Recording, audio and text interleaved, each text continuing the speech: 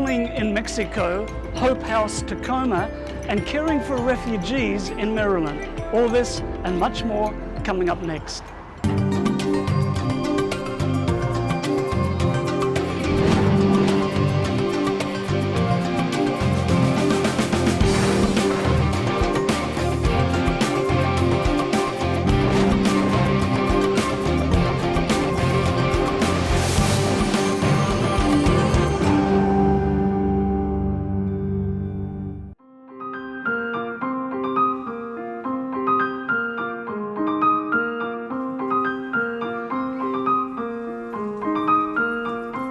Hello and welcome to Mission 360. I'm Gary Krause, and today's program is coming to you from Seattle in America's Pacific Northwest. Seattle is a beautifully located city. It's surrounded by water, mountains, forests. It's the home for Amazon and also for Microsoft.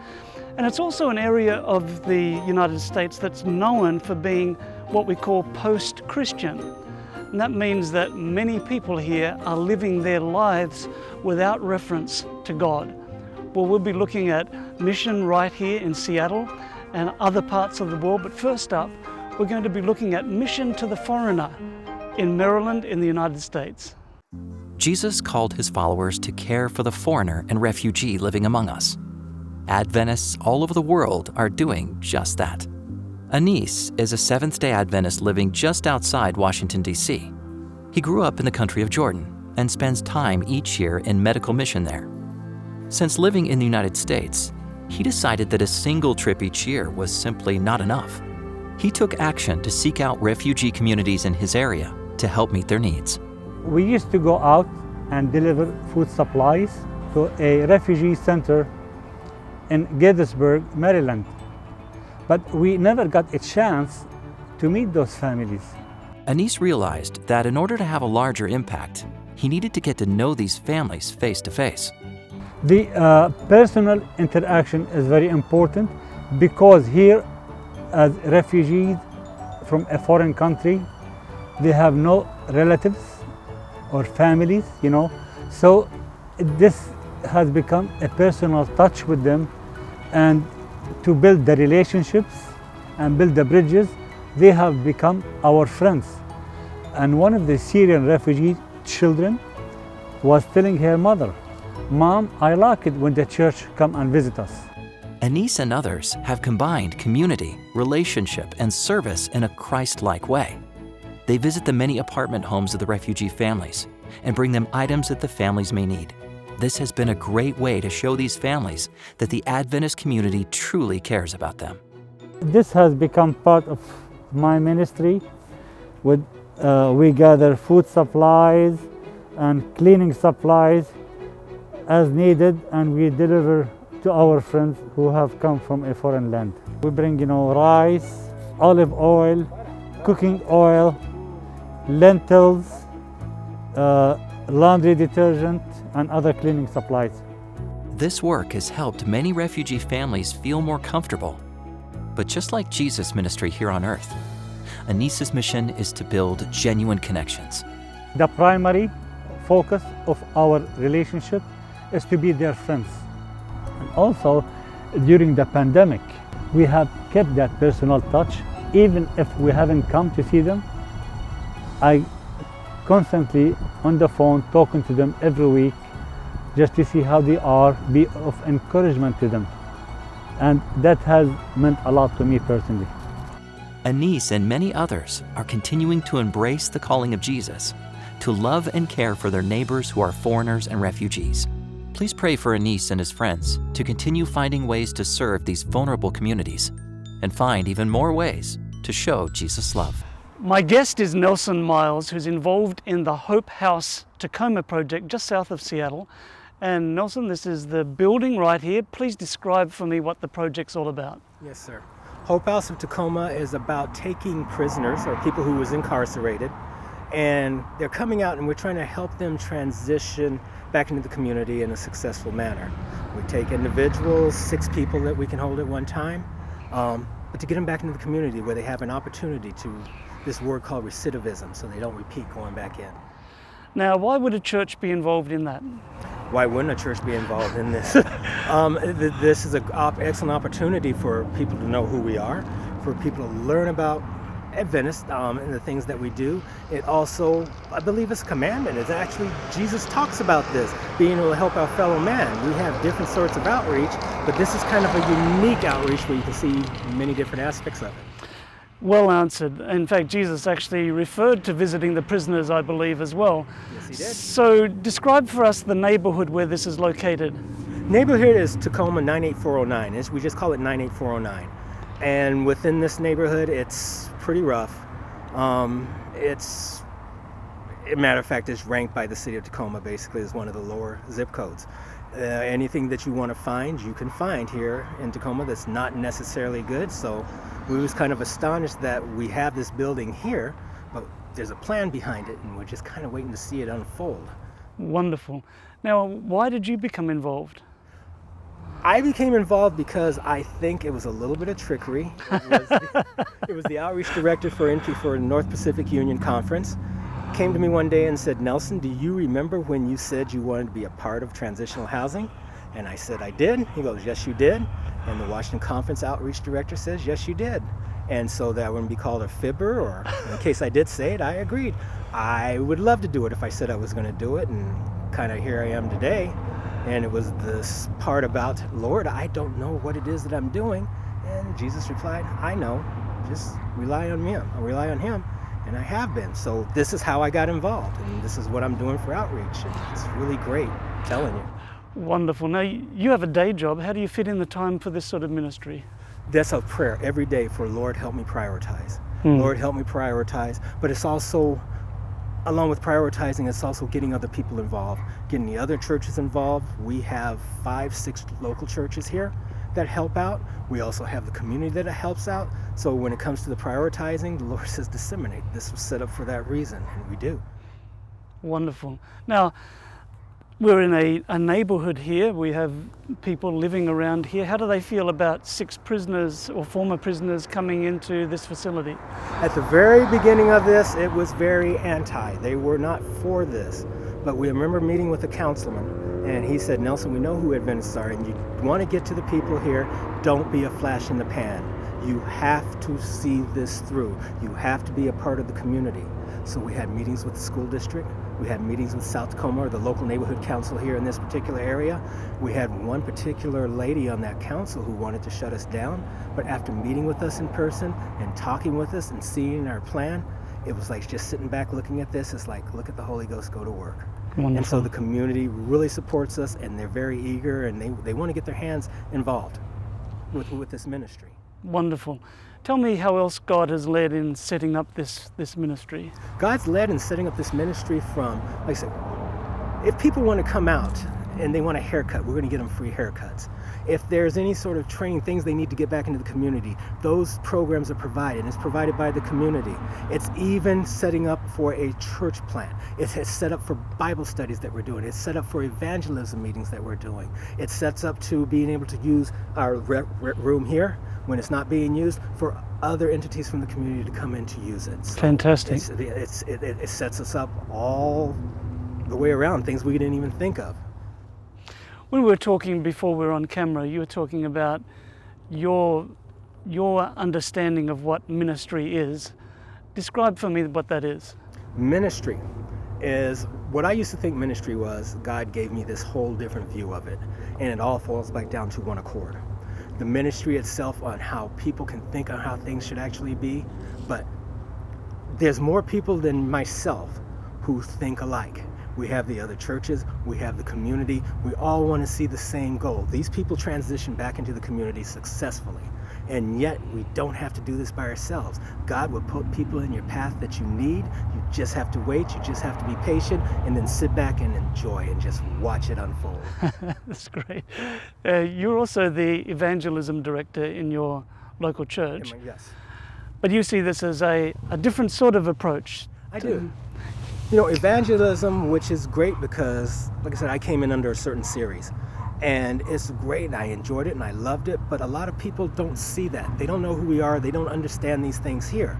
but to be able to do outreach, to come away from the building, to come into the community so people can experience us, so they can share with us, so we can tell them a little bit more about who we are. And the other key of it, it goes the other way too. It's a two-edged sword. We get to find out more about them.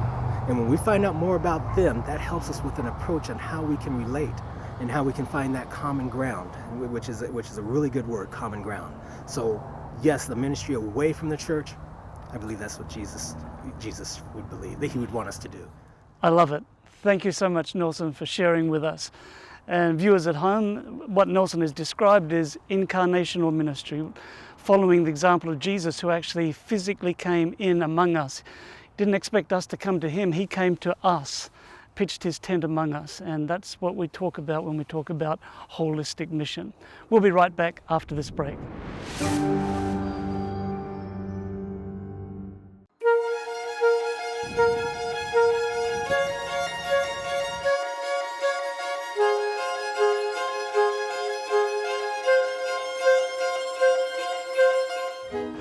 Welcome back to Seattle. Next up, we have an interview with the Netterberg family, medical missionaries to the country of Chad. Welcome everybody to Mission 360. We have some special story here for you today from Chad with two doctors, the doctors Olin and Danae Netterberg. And they are coming to us from actually Virginia at the moment, but they live in West Central Africa and have for the past 11 years. Welcome, Olin and Danae. Or Dr. Netterberg. That's going to get a thing. I'll just call you Olin and Danae if that's all right. Perfect. With you. That works. All right, great. Okay, Olin is an emergency medical doctor and Danae is a surgeon. I don't care which one of you go first, but in just a snippet, 30 seconds or so, tell me what your day looks like. What do you each do during the day? Danae, go ahead. Well, sure, I'll start. First of all, we live on the hospital compound, and so we're available 24/7. But if nobody gets us during the night, then I would wake up. Usually we have staff worship and we switch off with our kids. So Olin will go up there and then we switch off after that. And I'll go up and round on my patients. I'm an OBGYN, but in Chad, I function as a general surgeon as well. So I'll round on maternity and also general surgery, depending upon how many doctors are there. We split up the roles now. And then I'll go to the operating room and pretty much from 9 o'clock until maybe 5 or 6, operate all day with maybe 5 to 7 patients, depending upon the complexity of it. Excellent. Okay. And our roles have kind of evolved over the years. Still evolving. Still evolving. Yeah. For the last few years, mostly I try to be home with the kids. We homeschool. We have 5 children. We just had a 5th actually, but yay. We most of my job has moved away from medicine into administrative stuff. So I'll go up from maybe 7 to 9 in the morning, go to some meetings, put out some fires wherever they happen to arise. And then it's kind of filling in. We now have a few other doctors there with us who are amazing. They're excellent, great, compassionate, intelligent doctors. They work hard. But if they get caught up or behind on something, they'll call me and maybe I can come up in the afternoon and catch up on consulting patients in the operating room of the emergency department or rounding on services if they're behind. So my day can vary quite a bit from day to day. Okay. He jokes that he married an OBGYN, so he didn't have to do that part of medicine. I hate obstetrics. No, so I don't have to do it. Okay. I'll do anything but obstetrics. So we split up our roles. I don't like orthopedics or bones, the study of bones. So he does all of that kind of thing. So well, now we have more doctors who can do the orthopedic stuff too. So. Yeah. So okay, great.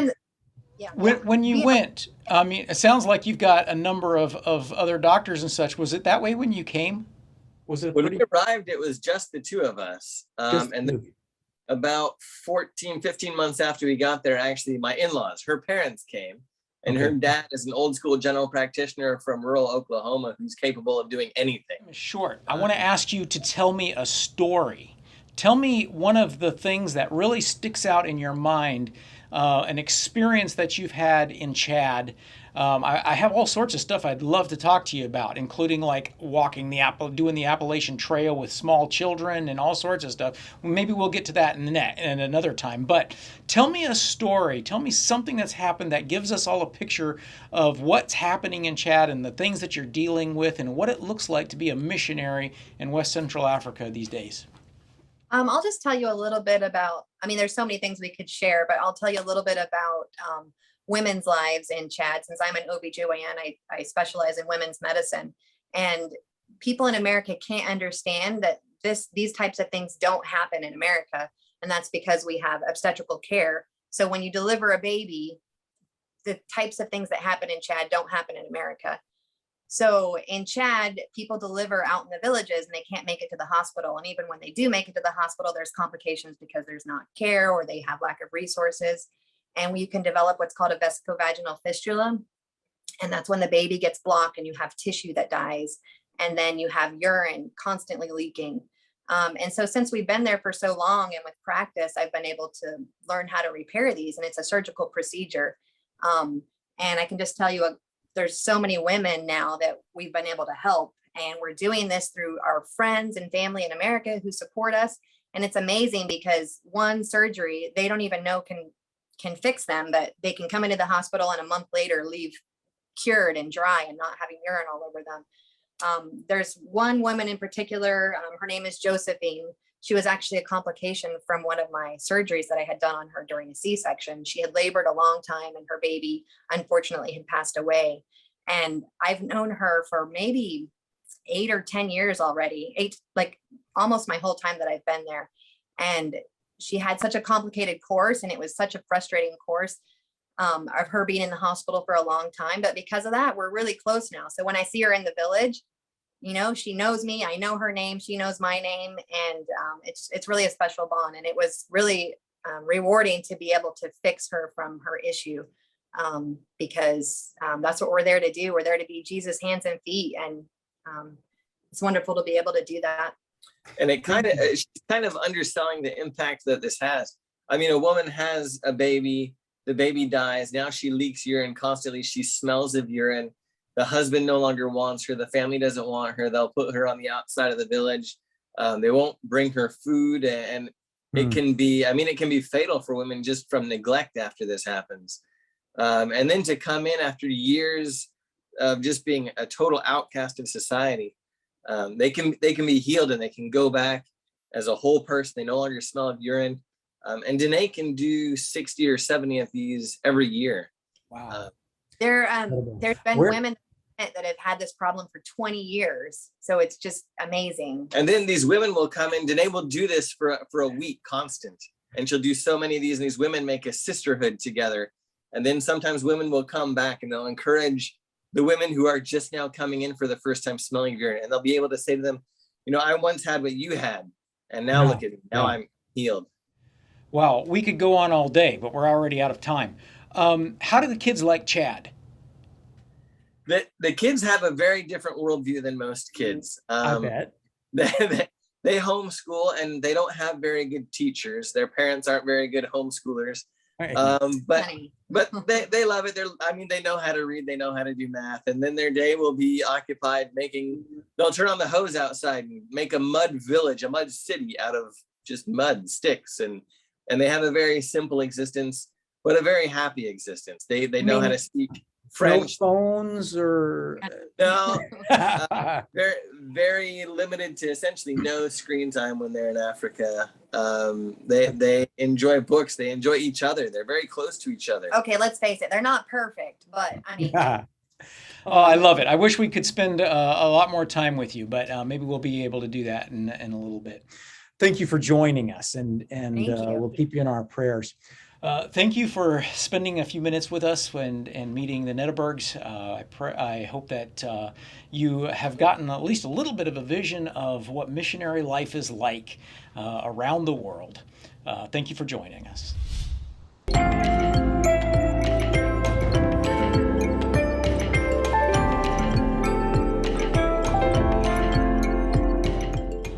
Welcome back to Seattle, and next up we travel south to Mexico. Little boys love to run and play. Uriel wanted to be like the other boys, but he couldn't run. He could barely even walk. Growing up in Mexico, Uriel had been sick since he was a little boy. It seemed like nothing was working right. He had hyperthyroidism and a brain tumor, and now even walking was hard. These health complications had affected his life in drastic ways. When he was 11 years old, the doctor decided that Uriel needed a surgery to remove the brain tumor and to fix his legs. Uriel's grandmother believed in the power of prayer and convinced his mom that they needed to go to prayer meeting at the church the night before the surgery. The next morning, the doctor checked Uriel's legs one last time before the surgery. He was shocked to discover that Uriel's legs were completely fine.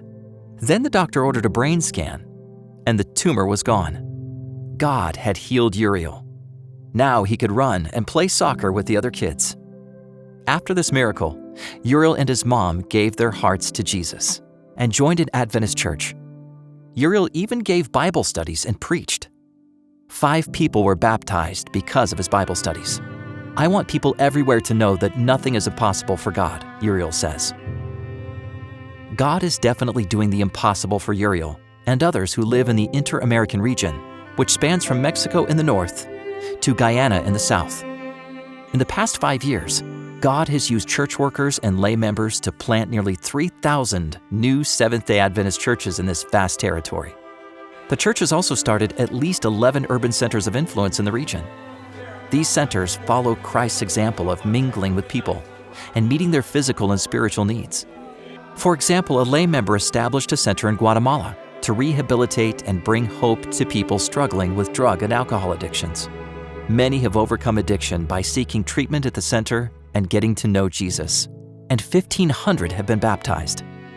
3 other countries in the region have established centers of influence to minister to immigrants from a specific Asian ethnic group.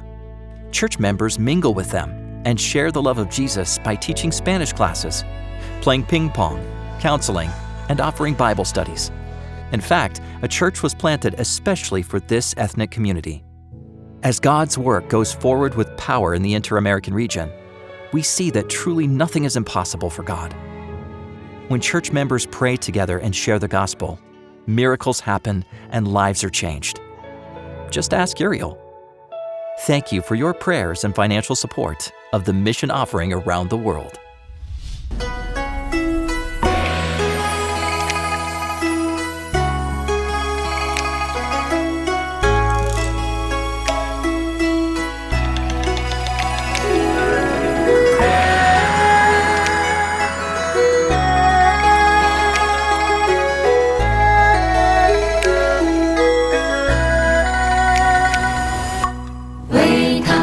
曾立下誓约，献上我此生的夙愿，哪管平凡伟大。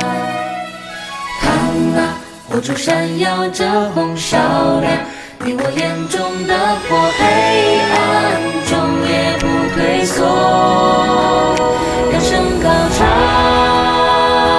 耶稣，海中也会。心里在燃烧，追随那光奔跑，用尽一生奔跑，有主做我依靠。我心里在燃烧，追随那光奔跑，用尽一生奔跑，有主做我依靠。I'm a forward, I will go. I'm a forward, I will go. I'm a forward, I will go.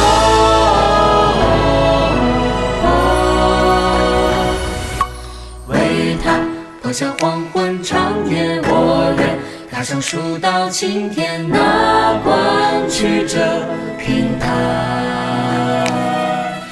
看那云层透出暖光融化你我眉上的霜，路漫漫心也滚烫。扬声高唱，耶稣，近似荧光有度，我心里就燃烧，去享受你的照，用一生祈祷，有主作我一场，我心里就燃烧，去享受你的好，用一生祈祷，与主做我依靠。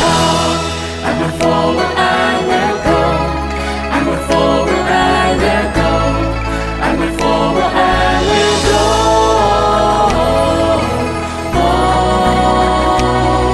I move forward, I will go. I move forward, I will go. I move forward, I will go.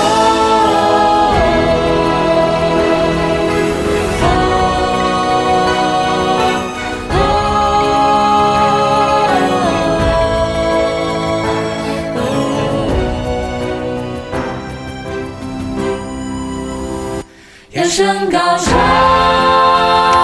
耶稣，海中也会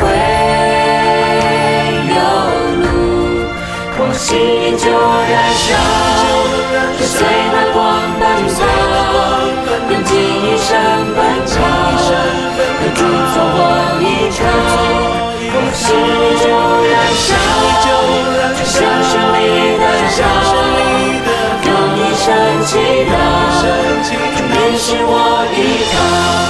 I move forward, I will go.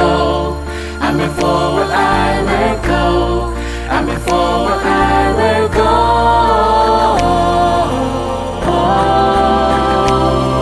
I move forward, I will go. I move forward, I will go. I move forward, I will go.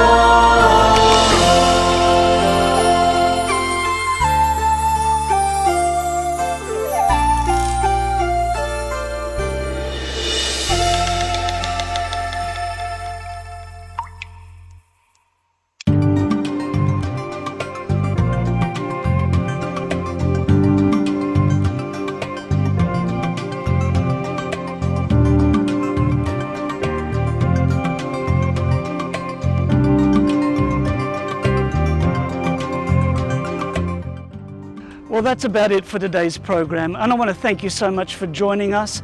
And I hope that you've been challenged and inspired by the stories you've seen and heard. We've traveled to Mexico, we've traveled to both coasts of the United States, and we've seen mission in action. And I want to thank you for your part in making that happen, through your prayers, through your mission offerings, through your donations to Global Mission.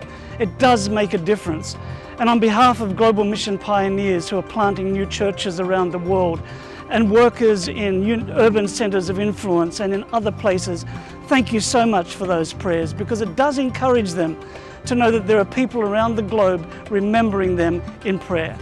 Well, for Adventist Mission, I'm Gary Krause, and I hope that you can join me next time right here on Mission 360.